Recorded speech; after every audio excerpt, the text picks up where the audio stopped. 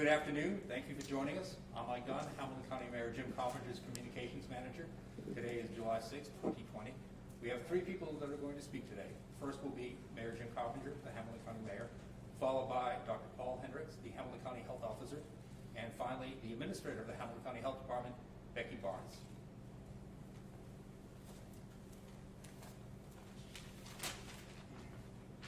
Thank you, Mike, and thank y'all for joining us today. This afternoon, after much thought and consideration and consultation, I've asked Dr. Paul Hendricks, our health officer with the Hamilton County Health Department, to mandate the wearing of facial coverings or masks. This mandate will be effective on Friday, July the 10th at 12:01 a.m. The decision to mandate the mask is due to the increase in the numbers of the active cases that we have, the hospitalizations in our community, as well as the patients in our ICUs. By taking this action, we're hopeful that we'll minimize the numbers of active cases, the numbers of hospitalizations, and certainly the numbers of ICU. And also, we think that we will help our businesses to become more successful, being more uniform in the way that we are requesting masks to be worn. Our economy cannot afford another interruption, and I am committed to avoiding one. Furthermore, we want to help our public school students with the opening of our classes on time. Our students need to attend schools face-to-face with their teachers, interact with their classmates, and have the whole experience of growing up. But our only chance to make these things happen is to be able to minimize the spread of this extremely contagious disease and virus that is in our county. There are only a few things that we can do to prevent this virus. One, as we've talked about, is social distancing. The other is effective personal hygiene. We talk about washing of hands. And lastly, what we believe to be one of the most effective means, which is by wearing facial coverings or masks. Obviously, this was an extremely difficult decision. It's not a comfortable position to be in, but we know it's the right thing to do.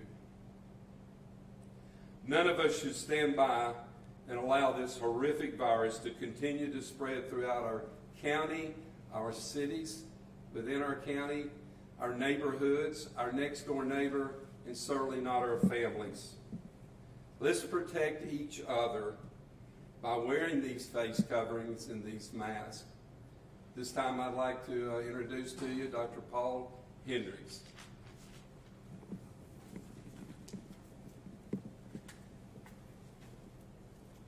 Thank you, Mayor Coppinger.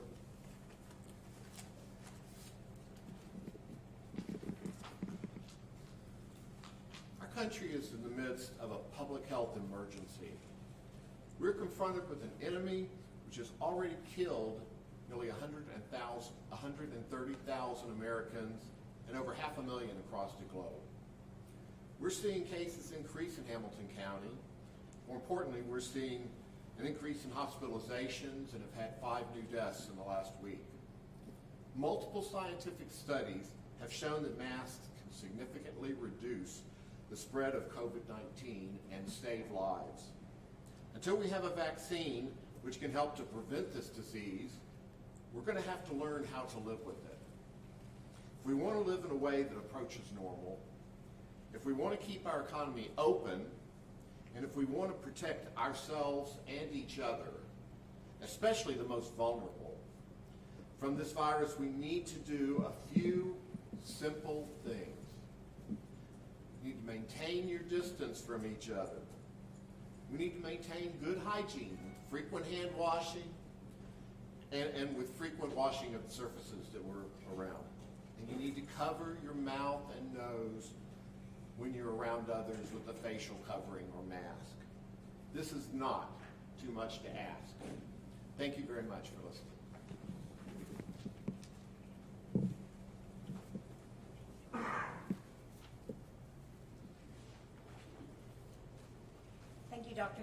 Becky Barnes, the administrator here. I want to just say a few words about why we need this directive. As of this morning, the Health Department reported 2,909 cumulative positive cases of COVID-19 in our community. 38 were added today. 1,933 people have recovered, but currently our contact tracers are actively monitoring 941 people who are positive with COVID-19 in our community, and we are monitoring thousands of their contacts. Our 3 hospital systems have 55 COVID patients in the hospital, 17 of those in ICU, and 31 of those are Hamilton County residents. Sadly, this virus has taken a tragic toll in our community. 35 of our residents have lost their lives to COVID-19. It is with deep regret that we recognize those 35 Hamilton County residents who have lost their lives. Of those 35, 29 had underlying conditions as specified in their medical records. 6 people, or 17%, had no underlying health conditions. Since we began reporting cases in March, the Health Department has seen this virus impact some of the most vulnerable members of our community disproportionately. To date, the Hispanic community has had 10 deaths due to COVID-19, which reflects 29% of our total deaths. The Hispanic population has also been disproportionately impacted by positive cases.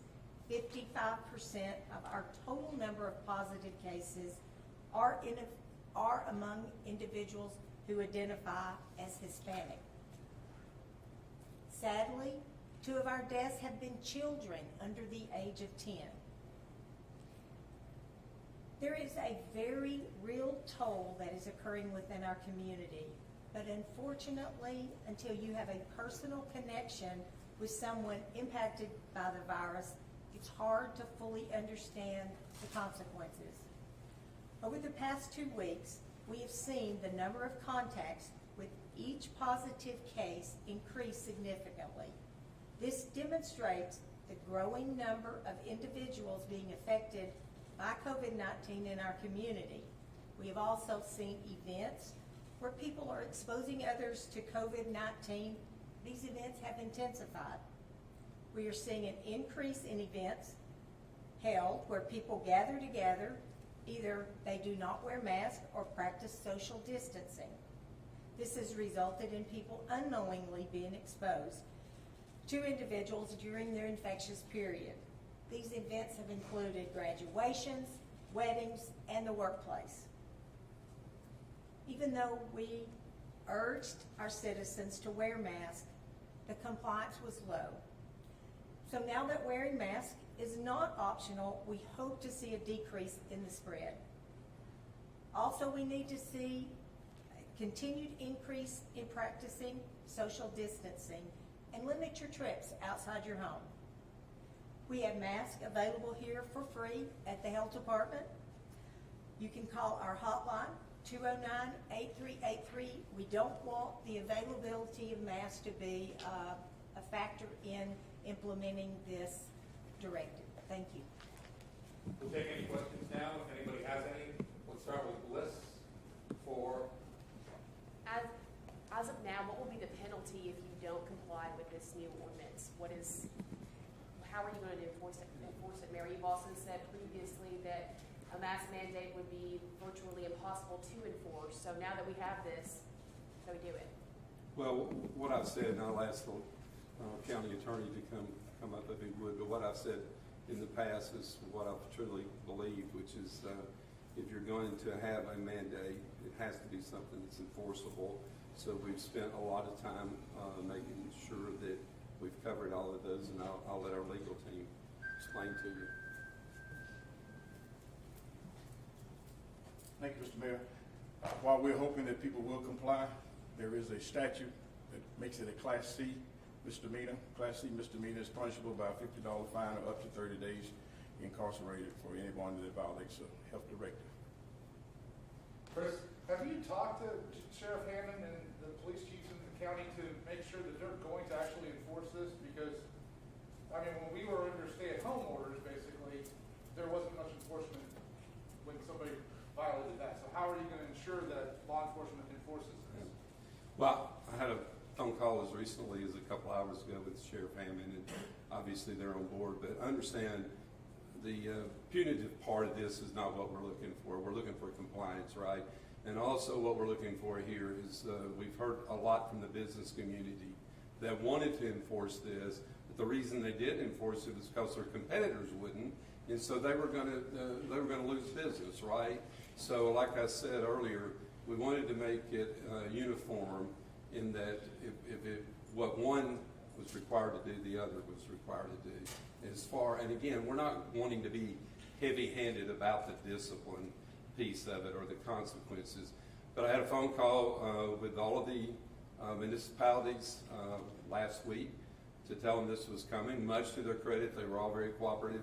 And their respective police departments and police chiefs and all of their people in law enforcement have their own relationships, their own communities, that felt like that they could go out and talk with people to tell them the importance, and if they wouldn't comply, then they would ask them to notify the health department.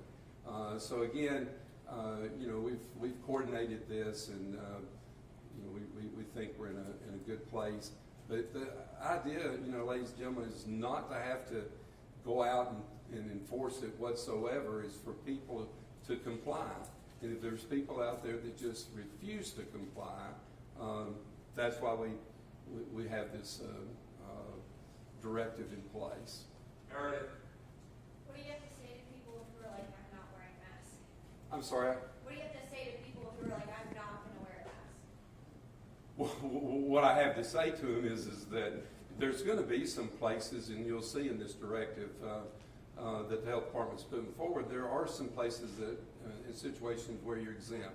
For obvious reasons, if you're at home walking your dog, or if you're outside or whatever, you don't have to wear a mask, or you're walking from your office to your car, places where there's no one around, or if it's a household member, someone you live with all the time, then they're not required there. If you're in a restaurant and you're going to be eating or drinking, obviously that it won't be required. So you'll see that a lot of thought's gone into this, obviously. And so for the people that don't want to comply, that just, or for whatever reason, I can't think of why you wouldn't want to if everybody else is, because this is, ladies and gentlemen, this protects, me wearing this mask protects you from me, but it also protects me from you. And the idea, and if you look at what's going on in our community, and I've heard all the arguments, believe me, I've gotten all of the emails, and I've heard all the anger on both sides. But at the end of the day, what we look at each and every day, numerous times a day, and we watch these numbers, we're the ones that said, in particular people at the health department, particular people that are in the medical profession, that say to us, look, we're having a serious climb, and there's no other mechanism for us to put into place, that would not have a real negative impact on our economy.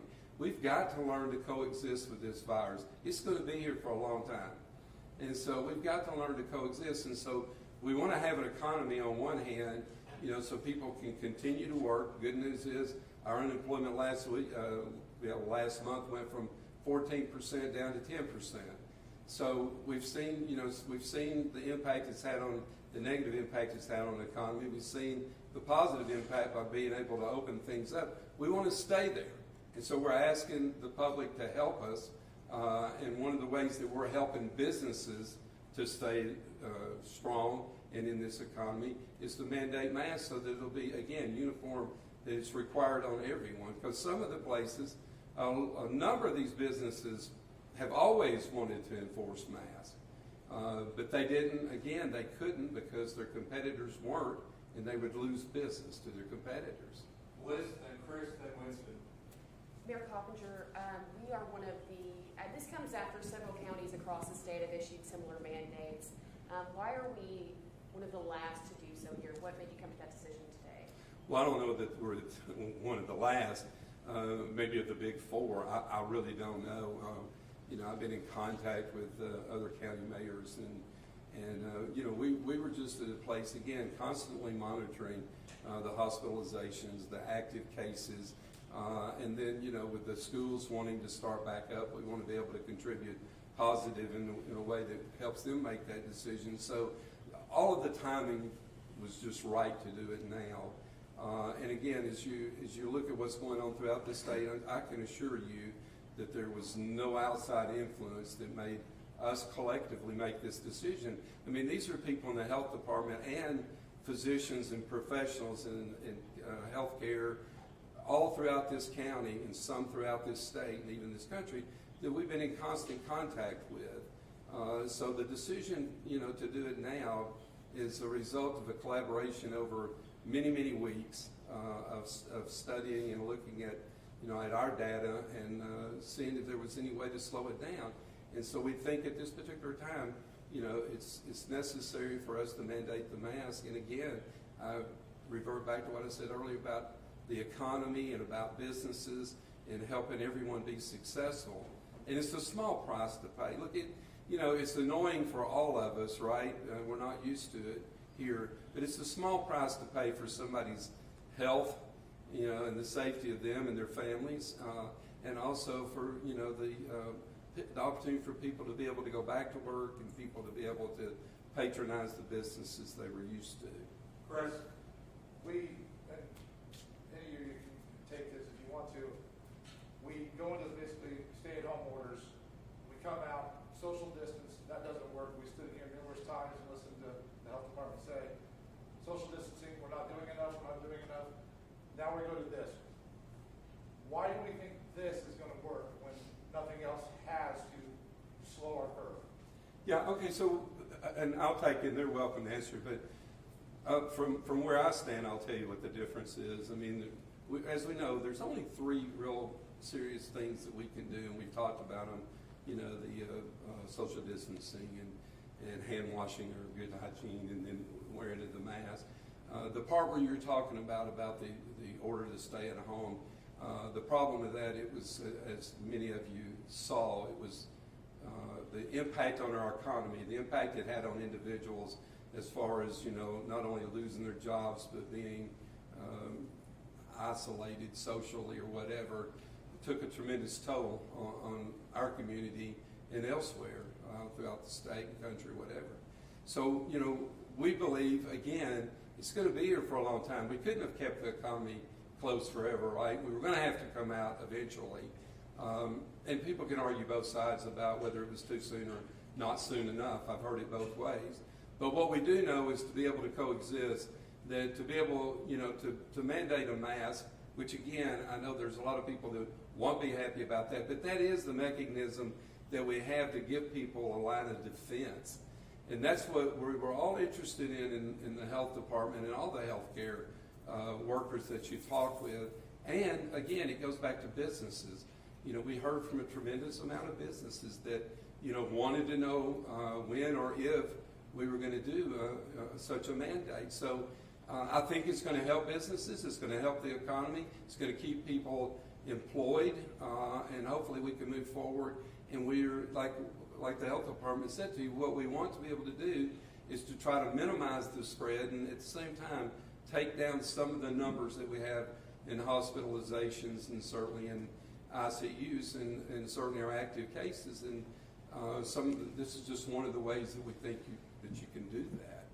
Winston and Meredith, Mayor Coppinger, how would businesses be penalized if they're not enforcing the mask mandate well, or is it more of an individual basis of customers and retail stores?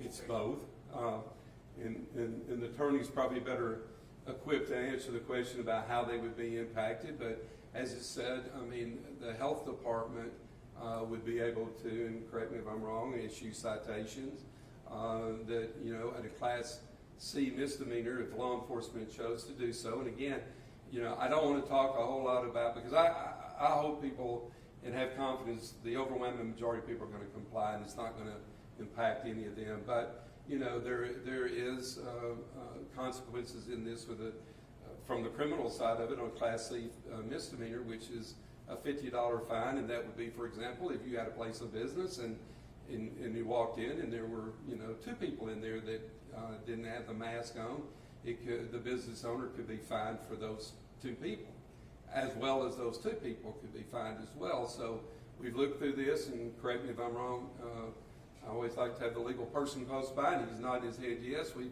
had a lot of discussion about this from the health department's side. I mean, obviously they can cite them to court. The attorneys have talked with the sessions judges. That's where the majority of these types of cases would go. So again, it's been, you know, the process has been thoroughly thought through, but we don't want to go there, ladies and gentlemen. We're a better county than that. Our communities are better than that. You know, we want people to do what we've been asking of them to do, and certainly what we're mandating now is to wear your mask and do that for the good of our county. Aaron and Liz. So you talked about wearing them inside businesses, and then, you know, you don't have to if you're going outside to walk your dog. So what about group gatherings outside, like protests?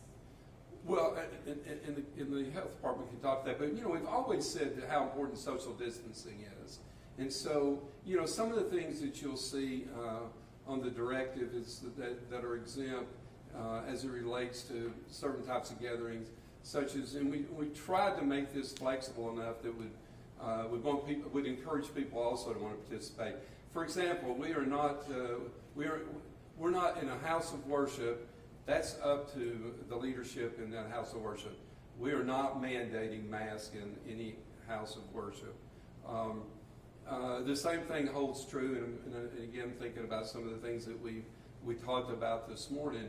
But as I mentioned earlier, the restaurant places where you're eating and drinking, obviously you can't do that, and obviously there's some situations where we're flexible and we're exempting funerals, we're exempting weddings, and as Becky Barnes, our administrator, said today, you know, there was a lot of hand-wringing about weddings, ladies and gentlemen, but we understand what an important occasion that is.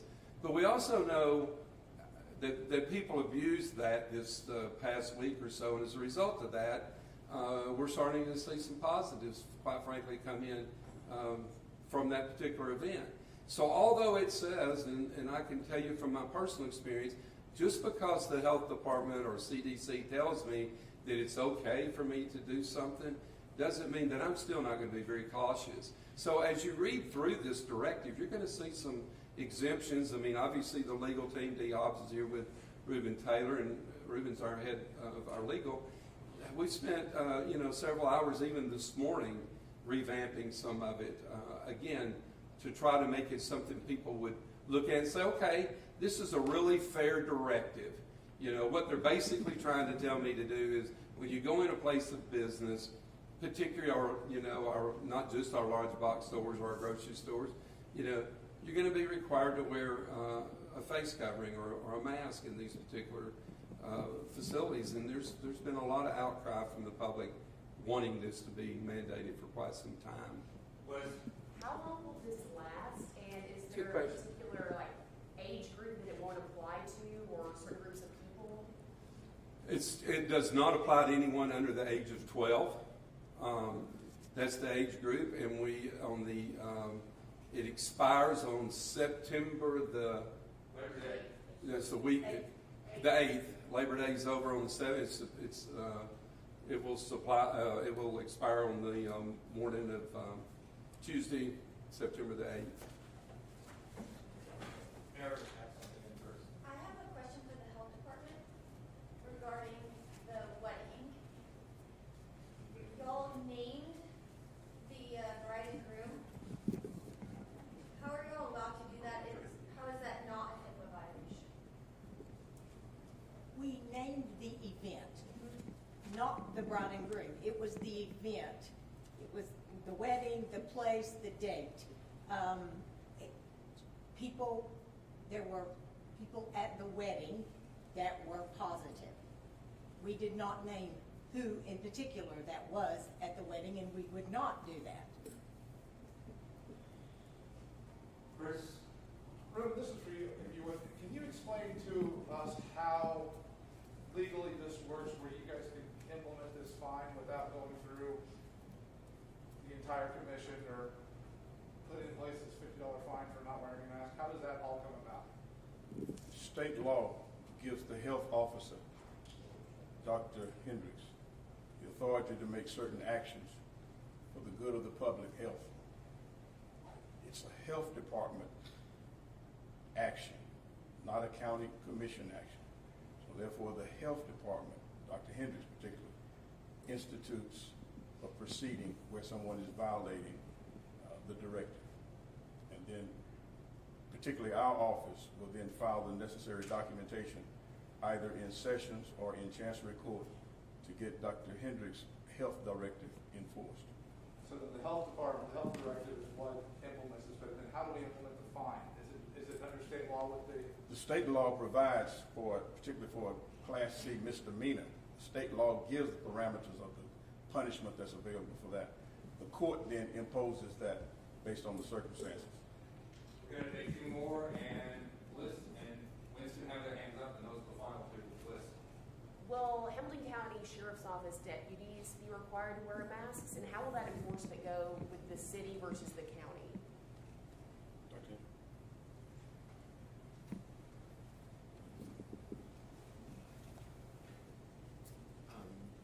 Yes, if they're in a situation where they can't maintain appropriate social distancing in a crowd, or obviously there may be situations that have to be taken one-on-one, but as a general rule, if they're, in their station or in a situation where they're around multiple other people in close proximity, then they should be wearing masks for their own protection as well as the protection of others. Winston, final question. Dr. Hendricks, you may have said this earlier, so sorry if we have to reiterate. Could you just talk about what's the biggest factor that played into us coming to this point with the mask mandate with the coronavirus? We're seeing nationwide increasing cases. We're starting to see an increase here, and we've been kind of up and down, but certainly the last week. We're seeing hospitalizations go up. We know it works. We've certainly tried hard to do it voluntarily, and that doesn't seem to have done it, so it was time to do something different. Thank you, everyone.